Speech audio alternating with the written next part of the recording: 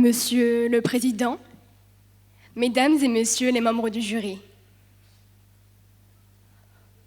pensez-vous que le mariage forcé existe encore dans le monde? En êtes-vous si sûr? Aujourd'hui, je me tiens devant vous pour plaider en faveur du mariage forcé, une pratique qui va à l'encontre des principes fondamentaux de l'homme.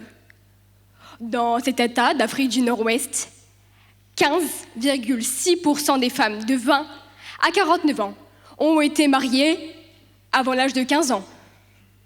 Et 35,2% de ces mêmes femmes l'ont été avant leurs 18 ans.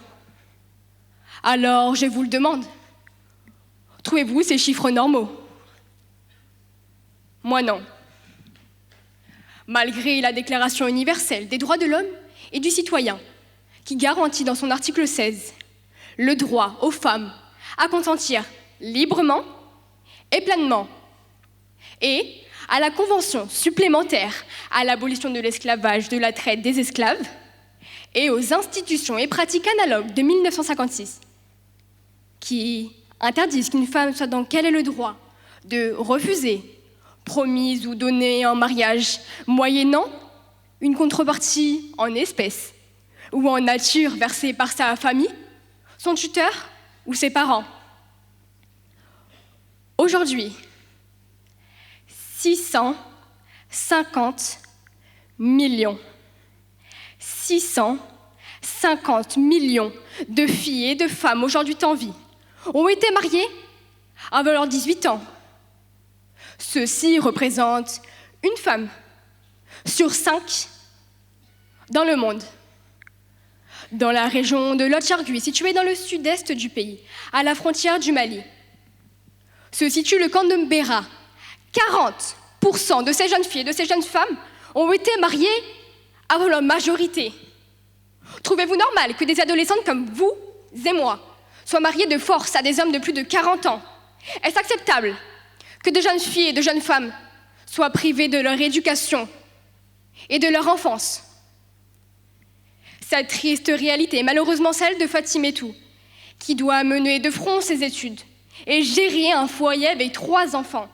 En effet, elle a appris une semaine avant le déroulement de son mariage qu'elle allait se marier avec un homme qui aurait pu être son père. Elle avoue alors avoir protesté cette décision, mais malheureusement, son père s'était déjà engagé, elle devait donc honorer sa parole. Lorsqu'est arrivée la nuit de noces, elle a confié à son époux qu'elle était encore une enfant. Elle n'en confiera pas plus aux journalistes. À seulement l'âge de 17 ans, l'année de son baccalauréat, Awa, une Mauritanienne, a été contrainte d'épouser un homme de 60 ans. Déjà marié plusieurs fois, violent et père de nombreux enfants. Cette situation oppressante a poussé Awa à maintes reprises à s'enfuir. Tout d'abord en essayant de retourner chez ses parents, puis en prenant le courageux risque de fuir en France avec sa fille pour y trouver paix, liberté ainsi que prospérité.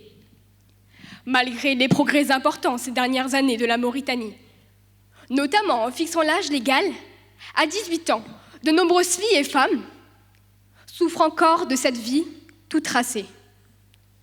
C'est pourquoi de nombreuses associations comme l'UNICEF essayent de lutter au quotidien contre ces violences. Grâce au soutien financier de BMZ, l'UNICEF et ses partenaires identifient les jeunes filles en situation précaire, victimes de violences, de mutilations génitales, de grossesses précoces ou encore de mariages forcés. Est-ce le genre de vie que nous souhaitons pour nos sœurs, nos filles, nos proches?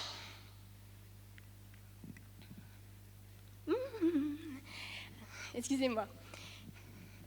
Il existe bel et bien des lois qui garantissent ce droit, comme la Convention internationale des droits de l'enfant du 20 novembre 1989, qui stipule qu'un enfant s'entend de tout être humain âgé de moins de 18 ans, comme la plupart d'entre nous. L'article de cette même convention oblige les États à prendre toutes les mesures simples et efficaces en vue d'abolir ce droit.